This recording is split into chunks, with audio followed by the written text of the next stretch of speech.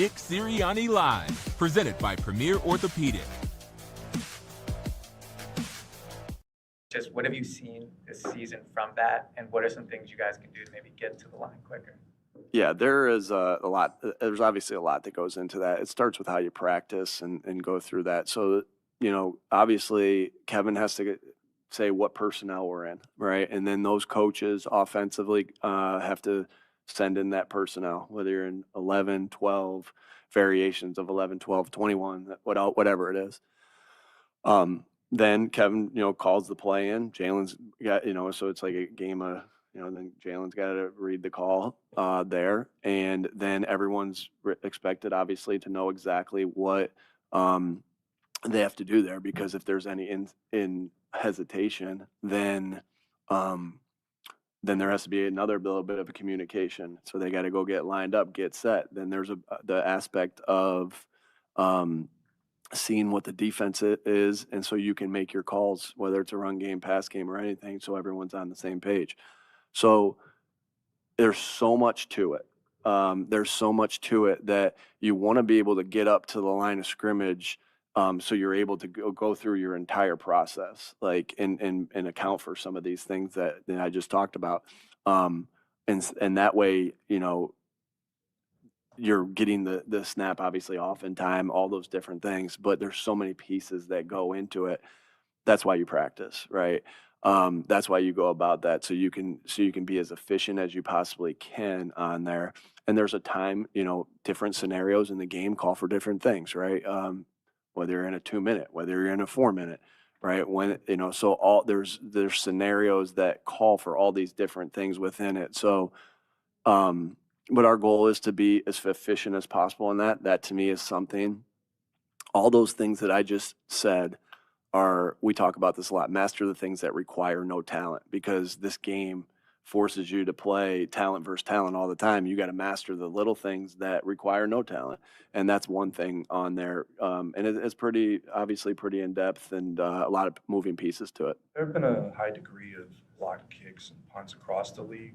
What have you noticed in that trend? And you guys spend a lot of time on that. What do you focus on whenever you spend that much time on it? Yeah, the kicking game is no different than offense and defense, right? The amount of time you spend on it, the meeting, all the things that go into it, the scheming, the fundamentals, the seeing where what you can expose, what you don't want exposed on yourself. So it's exactly the same. Our guys have done a really nice job. Cam did a good job of getting through the line. Coach Clay did it really, and his staff did a good job of drawing up a play to allow that to happen, where we're able to make a big time play in the Tampa game. And the same thing we got, in the Rams game, where we were able to block the kick to help us win the game, and ultimately the other kick as well. So, but it's the same type of process that you go through offensively and defensively to expose weaknesses, to hide weaknesses, to take advantage of your strengths, to really all those things. But then it comes down to fundamentals, it comes down to detail, it comes down to effort, it comes down to all those things. So it's what I'm saying, the long way of me saying it is it's the same as offense and defense. It's just with special teams. Nick, obviously there's been a lot made of getting the ball to AJ, but your other receiver has fewer targets.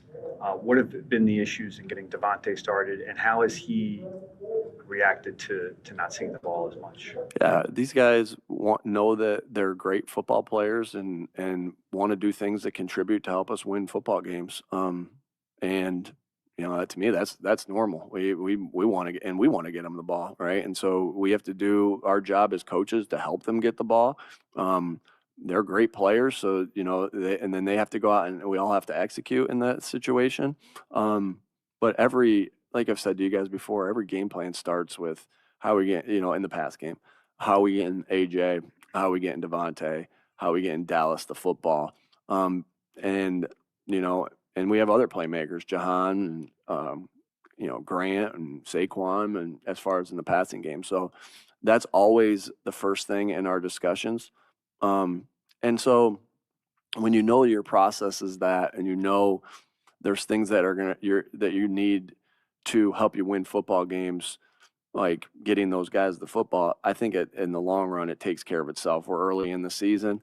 I don't think we've, obviously we all like, we're pumped that we're 4-0, but we know there's a lot we know there's a lot of things to get better at. And that's exciting. That's really exciting. And so, what I see from Devontae is, him coming to work every single day, working to get better, because that's the things that he can control is, how do I get better today to put myself in the best position to make plays and win the game on Sunday. What's the plan? What's the plan for Since you've been here, obviously you've had one of the best offensive lines in the league. Do you see that same level of consistency this year, or has that been maybe more of a problem with the injuries and different things? Yeah, I think our offensive line's playing at a very high level, and that is one of the strengths of our football team, with the guys that we have there. Stout does a great job coaching them, and you got Lane, you got Jordan, you got Landon, Cam, Tyler's doing well. Fred's been giving us good minutes. Matt Pryor's giving us good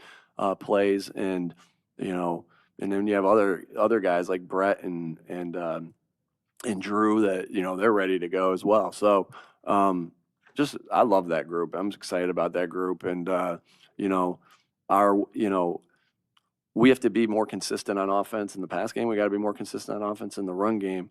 But you judge yourself on coming out of every game. You're going to judge yourself based on how tough you played, how detailed you played, how together you played, and that's something that we got to continue to build our detail. But I just see us coming out every game and we're like, man, our team played together. Man, they were excited for each other and had fun together. Man, our team played really tough, and I say that all of us. So I say that with the offensive line, but all of us, coaches, players, we have to continue to get better at the detail, and that's every position. What's the plan for Nakobe in practice this week, and how do you see his role when he comes back? Yeah, we'll see. Jahad's played good football.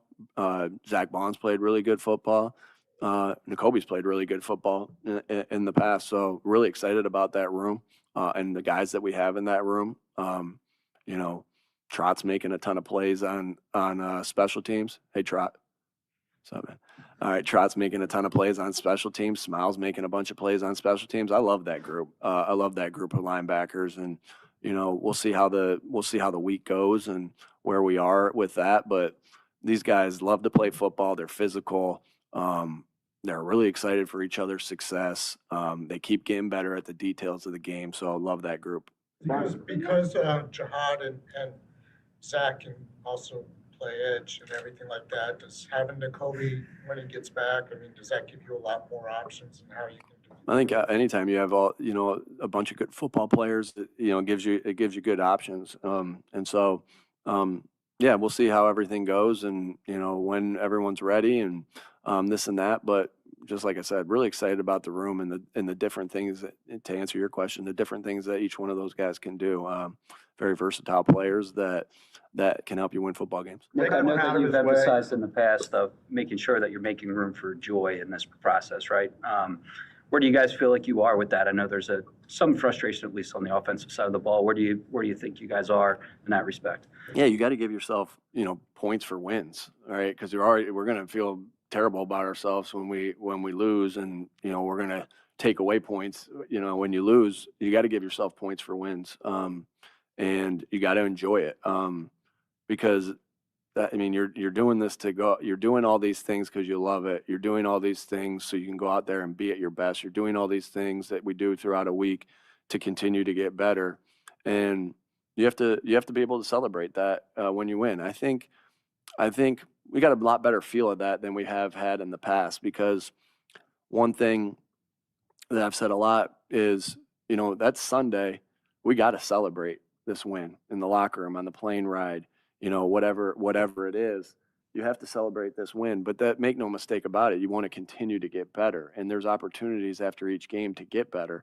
And so that's okay when you come in Monday. Like no one should be feeling themselves from the game still right now.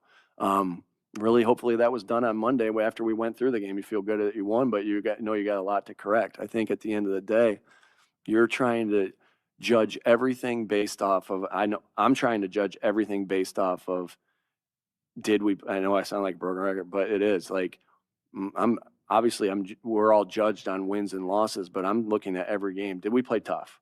Did we play in toughness? Did we play with relentless effort? Did we play mentally tough? Did we play physically tough? Did we play detailed? Did we play with great fundamentals? Did we play with good situational football? Were we all on the same page? What's your grade for that? Did we play together, right? And, we have ways to be able to judge that as well. So when you come out of a game, I'm always looking at that. Like, did we do those things? And if you did those things and you won, great, right? If you did those things and you lost, you can handle that because if you do those things consistently, good things are going to happen and you're going to keep getting better. If you didn't do those things and win, you don't like that either. If you didn't do those things and lost, you'd like that even less. So that's how you go about, that's our standard and that's how you go about it. And so it doesn't mean, I think anytime you win though, Tim, you have to enjoy it and you have to celebrate it because that's what you do this for. You go through it for this. To be able to look your teammates in the face, know you gave everything that you had, and that joy that you get. There's nothing like it. I feel bad that you guys can't come into the locker room until 15 minutes afterwards because there's nothing like that feeling after a win that you get. And you got to be able to enjoy that and you got to be able to celebrate that. But that doesn't mean that there's any contentment in any way because that's how I'm looking at it every time. Not if we won and lost, not if we won or lost the game, but did we play to our standard in toughness, right? Did we play to our standard in detail? Did we play our standard in together? And that's why you spend so much time as a coach of making sure that the job description of toughness detailed together is very clear of what you expect because then what you can measure, you can improve. When you have a player or players voice frustration publicly, how do you manage the effect that might have on the rest of the locker room? Yeah, I think, again, this is why, generally speaking, this is why you're always working on your relationships in the building. You're always working on those relationships. And because there are ups and downs of every season. And so when there's ups and downs in seasons, it's very easy to fall when the relationships and togetherness isn't like, I know I talk about togetherness a lot, but it's not just the lovey-dovey thing about being on a team. It's part of it. But it's like when you go through the ups and downs of the season, this is why togetherness is so important that you want to have that and have a strong base to get yourselves through the downs and to accelerate through the ups. Yeah, Broncos have a couple of elite edge rushers that have great get off. What challenges do they pose? Yeah, you said it. Great get off. This is a really good defense. A lot of respect for them and the playmakers that they have at every level, especially what you just said at the end edge position. They're fast, they're quick, they're athletic, they're physical. All the things that that you would imagine is these guys have it. At defensive end. So a lot of respect for this defense. A lot of respect there. We know that we're strong at tackle. So you go into some of those matchups and you're like, man, good on good. Those are exciting games to be a part of. When it's good on good. I think that's an exciting part of this game. How have you gotten better since you first became a head coach at dealing with relationships with players? What do you think you do better now maybe than you did 5 years ago? Again, you're always trying to get. I think that that's one thing that I've always, if you look back at or talk to some of my former players, that whether I was a position coach or whether I was their coordinator, that's always something that I've worked at was the relationships with the players. And I don't know if I can say this got better or that got better. I think I'm trying to grow in every aspect of what we do, tough, detailed, and together. So just trying to create a good example of what it's supposed to look like, because if I'm just preaching tough, detailed, together and I'm not living it, then I'm full of crap. So just living it out every day. I don't know if I have a great answer for you, but yeah, you just try to live out what you preach every single day. There. All right, thanks, folks. Thank you, God.